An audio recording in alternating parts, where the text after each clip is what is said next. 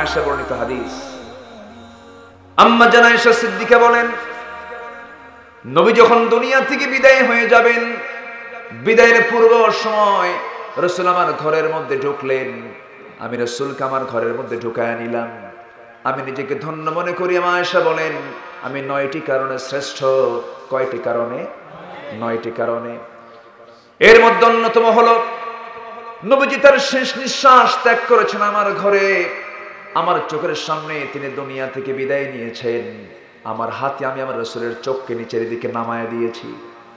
রাসূল যখন দুনিয়া থেকে বিদায় নেবেন, আম্মা জান আয়েশা বলেন, নবীজি আস্তে করে আমাকে বলছেন, আয়েশা, আমার মাথা কেমন যেন ঘুরপাক খাচ্ছে, প্রচন্ড মাথা ব্যথা হচ্ছে, প্রচন্ড জ্বরাক্রান্ত, আমাকে একটু শোয়ার ব্যবস্থা করে দাও।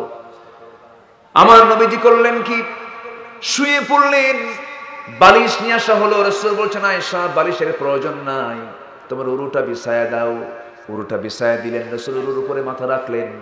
ওইদিকে বেলাল আজান দিচ্ছে। বেলাল যখন আজান দিচ্ছেন, আমার নবীজি বলছেন, ওরে আয়েশা, বেলাল তো আজান দিয়ে দিল, মসজিদের দিকে রওনা দিয়ে দেই। কারণ ইমানদারের দিল লটকানো থাকে কিসের সাথে বলেন? রাজুলুন কলবুহু মুআল্লাকুম বিল মাসাজিদ। এক বচন না বহু বচন, যেখানেই মসজিদ সেখানেই দিল লটকানো। জোরে কোন সুবহানাল্লাহ। আমার নবীজি আজান শোনার সঙ্গে সঙ্গে বলছেন, আমার বেলাল তো আজান দিয়ে দিল, মসজিদের দিকে চলে যাই। চেষ্টা করলেন নিজের পায়ে দাঁড়ানোর, মাথা চক্কর মেরে আবার পড়তে লাগলেন। বলছেন, আয়েশা রে, বুঝতে পেরেছি আর জামাতে নামাজ আমার কিসমতে নাই।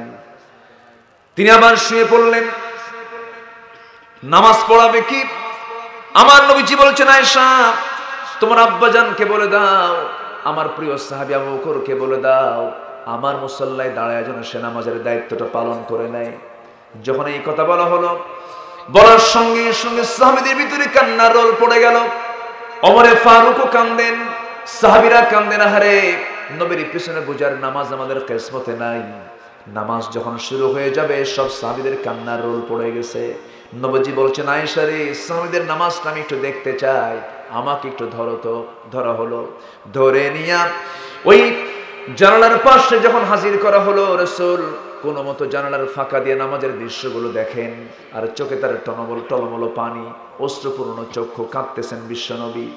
টপ টপ করে পড়া পানিগুলো আম্মা জান আয়েশা সিদ্দিকা রাদিয়াল্লাহু তাআলা আনহা তার হাত দিয়ে মুছে মুছে দেন। আর বলছেন, ইয়া রাসূলুল্লাহ, আপনার সাহাবীরা কান্দে, আপনার সাহাবীরা নামাজ পড়ছে, আপনি কেন কান্দেন?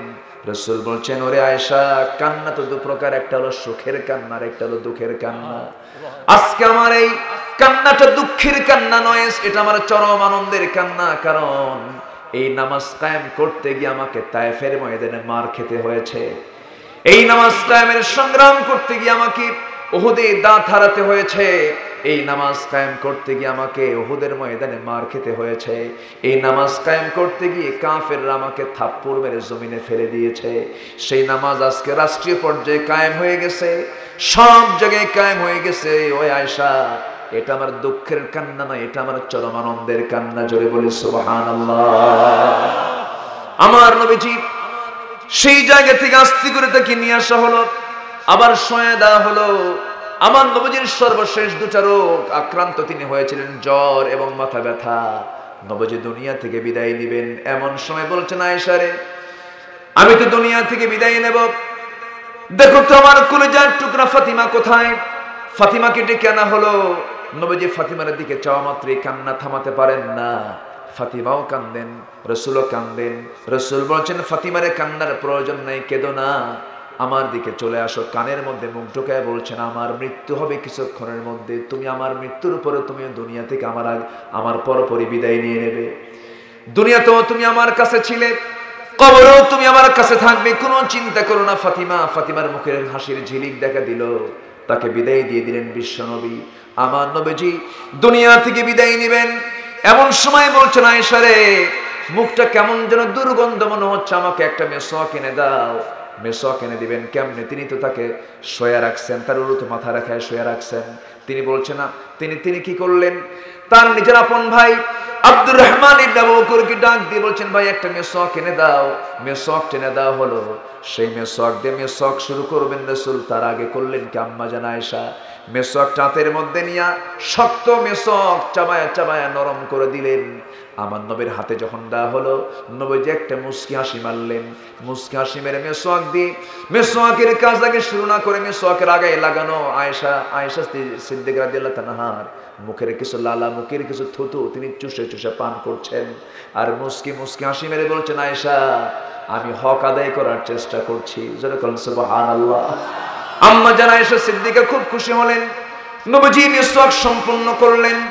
নবীজি আবার বলছেন, ওরে আয়েশা আমি মনে হয় দুনিয়া থেকে বিদায় নিয়ে নেব। আমি এখন দুনিয়া থেকে বিদায় নেব, আমার উম্মতকে একটা সর্বশেষ মেসেজ তোমাকে দিতে হবে। আম্মা জান আয়েশা বলেন, 9টি কারণে আমি শ্রেষ্ঠ। সর্বশেষ কথা বলেছেন রাসূল আমার সাথে। জোরে বলুন সুবহানাল্লাহ। আমি নিজে জিবরাইলকে চোখে দেখেছি।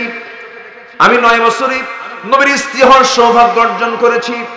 আমি আয়েশা যখন নবীর সঙ্গে একই বিছানায় শুয়ে থাকতাম, সেই সময় জিবরাইল ওহী নাজিল করতেন।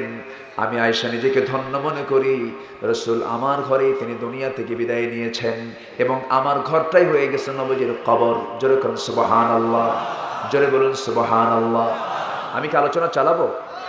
কারো কোনো কষ্ট হচ্ছে? আলোচনা চালিয়ে যাব তো? জোরে বলি ইনশাআল্লাহ।